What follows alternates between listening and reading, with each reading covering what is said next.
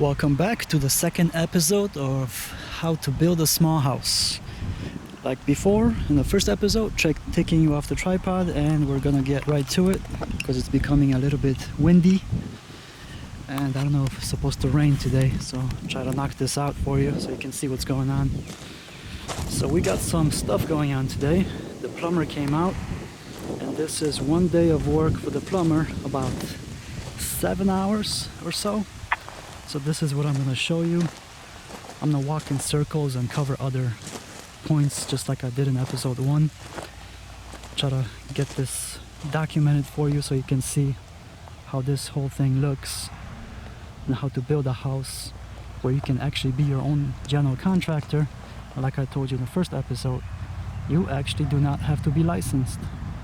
So you can save yourself 20, 30, 40 grand. It depends on what kind of house you're building. So this is it. I'm gonna clarify a couple of things. I watched the first video that I put out and there were a couple of things I didn't like, but I'm gonna leave it in. It's my first video, so I guess I'm allowed to make a couple of... I gotta learn how to do this right. Plus I'm pretty sure some of you guys will tell me what you like and don't like, and I'll take that to heart and we'll make this look good. So what's on the agenda? This is the agenda for today. Let's get in here. So this is it.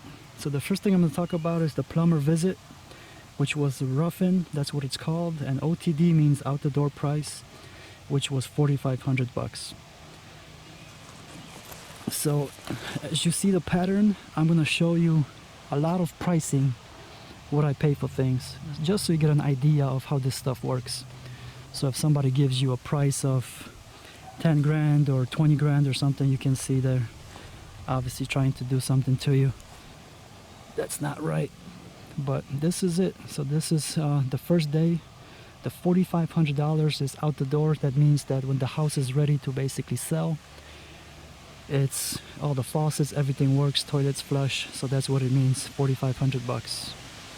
And this is the first day of work. Plumber usually takes him, if he's good, if you have a good plumber, he can show up maybe 4 or 5 times and basically be done with it. So it doesn't take him too many visits. So I wrote down underneath, if you notice on that board, about Migraine. Man, I don't know who's gonna watch my videos, but if you are young, I don't know what you want to do, but it would be nice if there were more people out there with trades. And what I mean by that is plumbers, electricians, graders, welders. I mean, there is a crazy shortage. As a business owner, it is hard for me to find quality. I got lucky with the man he's helping me right now, but quality, my God, it is hard to find someone that actually will show up and do something for you and that actually has credentials to do it. So that's one of my biggest challenges when it comes to building homes. Everything else, believe it or not, it's not that bad. It's not a bad process. Some people think it's rocket science, or they make it seem out to be like rocket science, but it's not.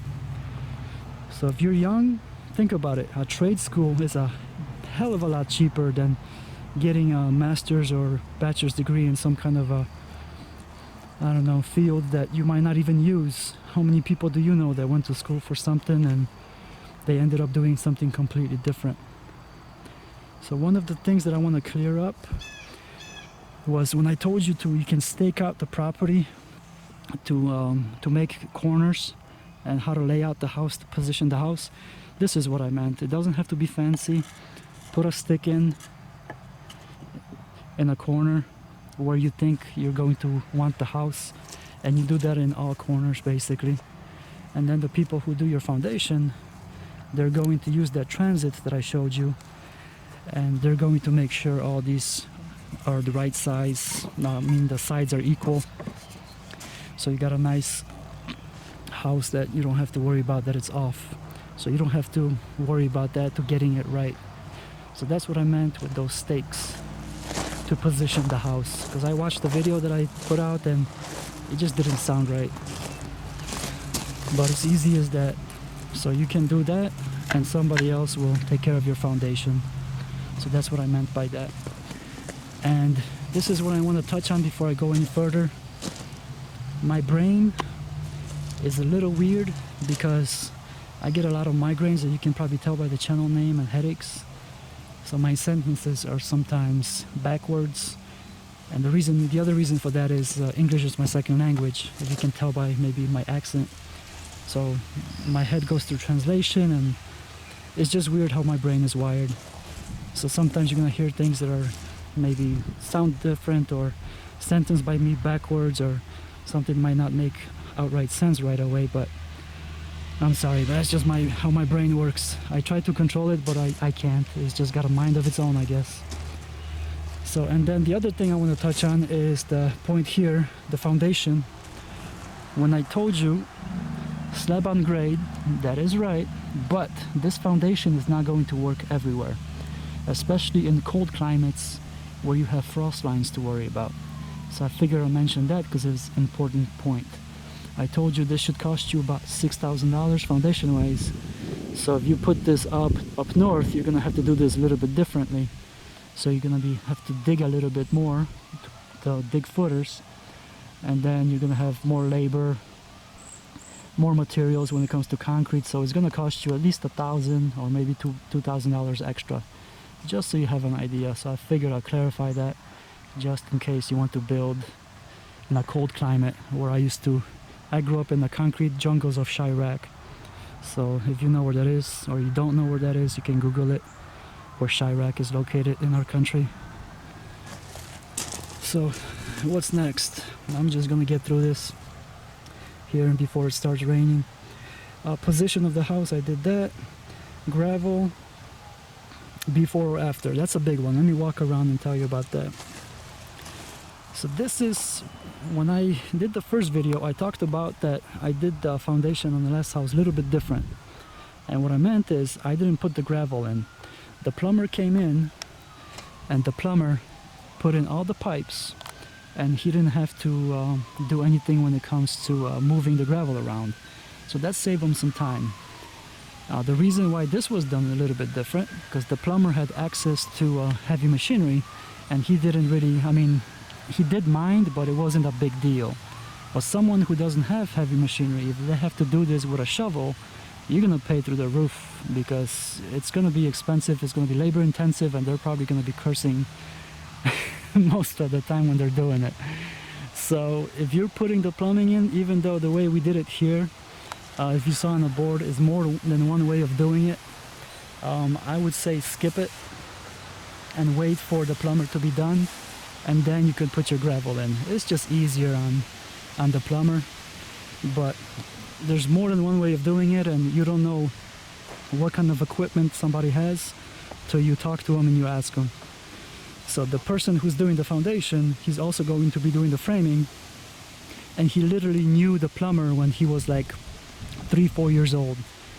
So because my builder that I'm using is 65 and they're like in their 30s, so they're my age. So they knew him basically when they were little kids. So they got a good relationship, so this is not an issue.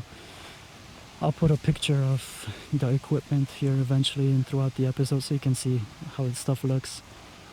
So this is where I was in the video, in the first video, where I said I did the foundation a little bit different this time. So if you do it, skip the gravel until the plumber's done. Just make his life easier. Even though my guy didn't seem to mind too much, but it's just a little tip that I have for you. This is all this stuff that you see here. This is one of the bathrooms, by the way. So you got a bathtub, you got a toilet, and you have a sink. And this is where the main sewer line is gonna go out. It's got an extra housing just for protection. So it's starting to looks like something here, like we're doing something. And that's where the other bathroom is right there. You see the toilet in the middle, sink on the left, and then the tub is right there in the middle. So that's that. So let's take a look what else is on the agenda. Alright, plan, save, and so it make things easier. So this is basically kind of what I touched on right now. if you plan things right, like I just gave you the example with the plumber, and if you talk to two different people and they're going to be working consecutively next to each other, after each other, talk to them, see how they like things done. Because if they like a certain way to get things done, it's going to save you time, and if it saves you time, it's going to usually save you money. So that way you can cut your expenses strictly by just having a good plan together and just talking to people, communicating with all the parties that are involved.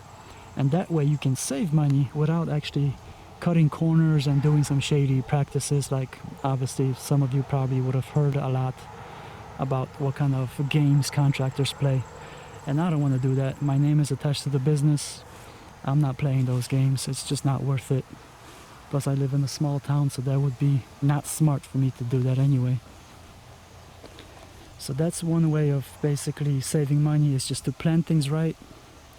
So if people come out, they have a certain way of doing it, they're in and out, and they don't have to basically fight with each other, or you did this wrong, why did you do this, that kind of a thing.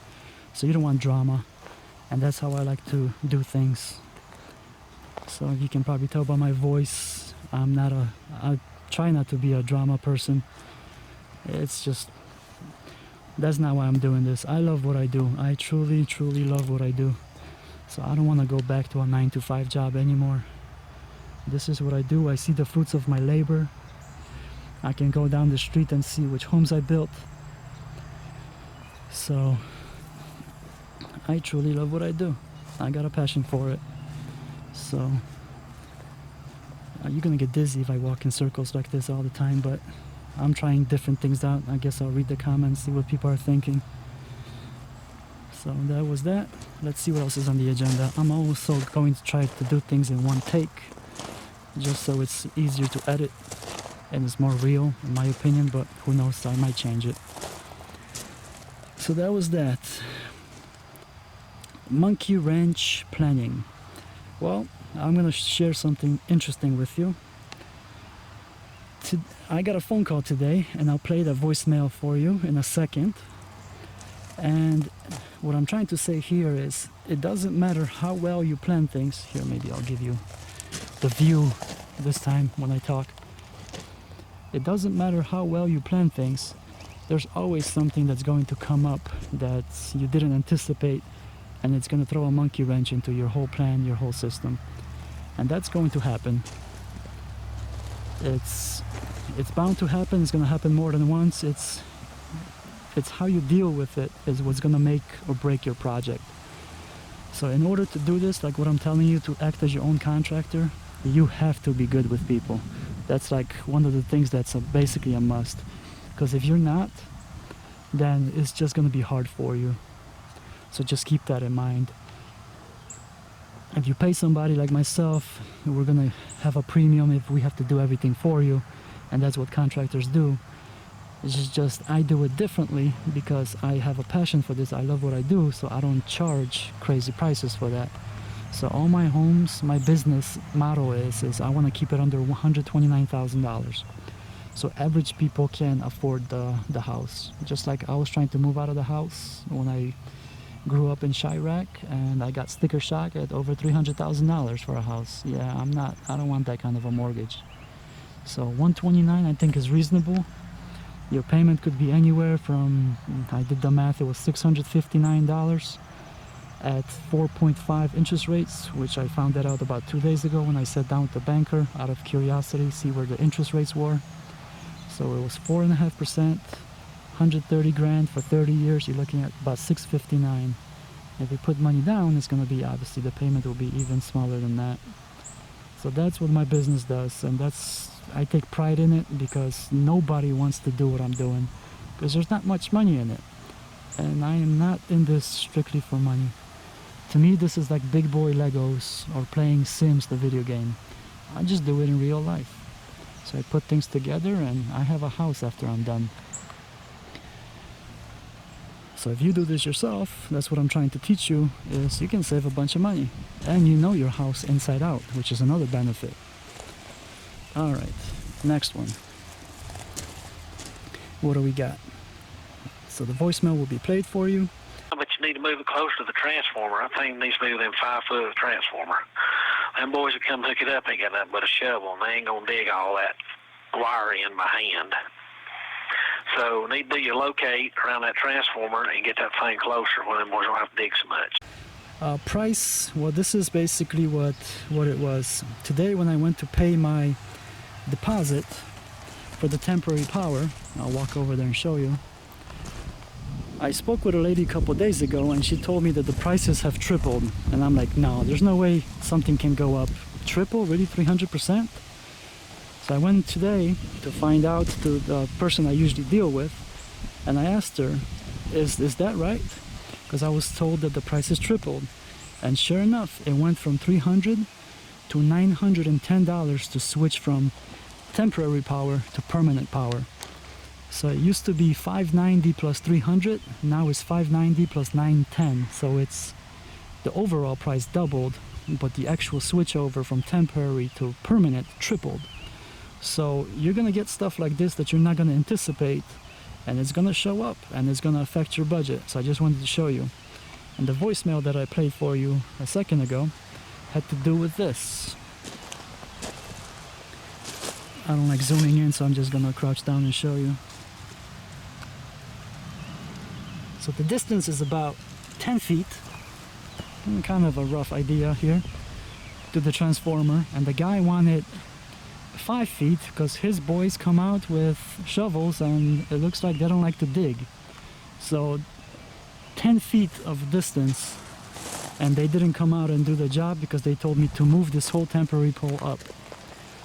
So when I came here, I played this. I asked my guy, it's like, hey, how's your morning going? Good, good. Well, I'm about to ruin it. Let me play the voicemail. So I played him, and he played the voicemail, and he just shook his head, and I'm like, oh my God.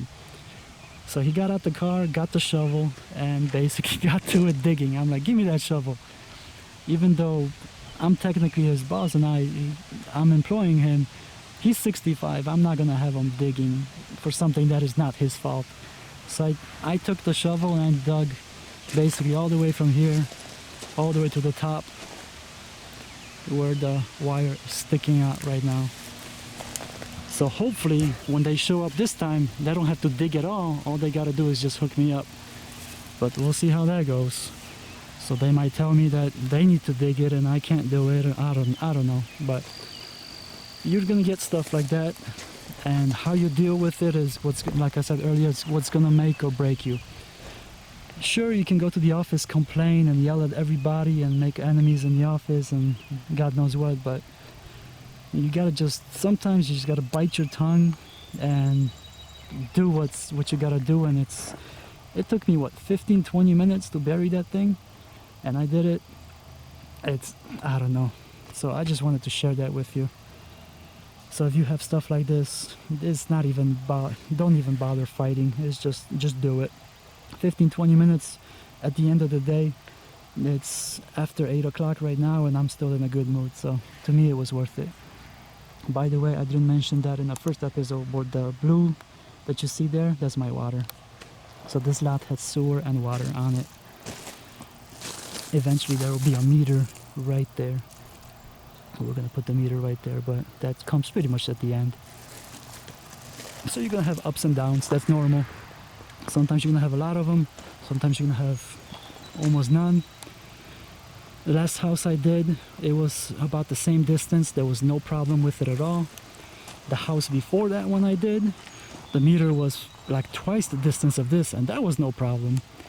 So it's not worth it. I just do it and move on with my life, and like I said, I'm still in a good mood at the end of the day. Alright, what else we got? Price increase covered, 15-20 minutes, how you deal, and pick your battles, how you deal with people. So this is gonna be a big one as well. Let's walk on the foundation again, so I'll show you that. Like I said, I'm gonna get you dizzy walking in circles. It's gonna be more fun once you see, how the house takes shape. It's gonna look different. But for now, I guess this is what you see. And that's what I promised you. I wanna show you all the steps. But you gotta pick your battles. Sometimes you're gonna get treated like poop, but that's normal.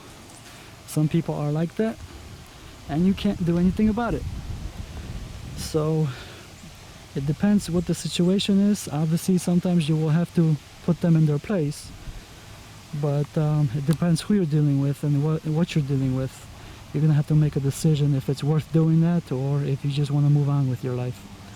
But in construction, trust me, it's a lot of drama that is really not necessary. It is absolutely not necessary.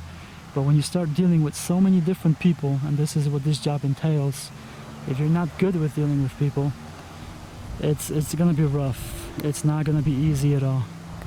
And boy oh boy is there drama. And if you Google any kind of contractor show on YouTube or anything, you'll see what I'm talking about.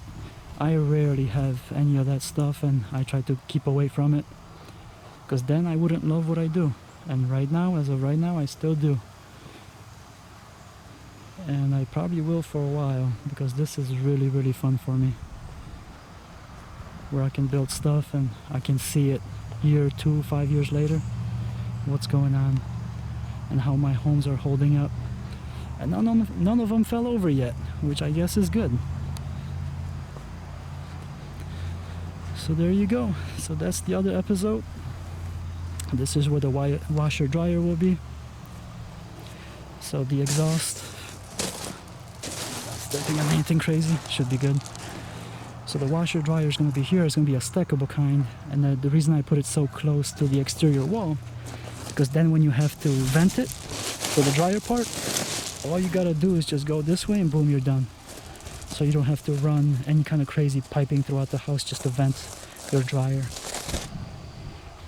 So this is my own plan that I designed, because that's usually what I do with my homes.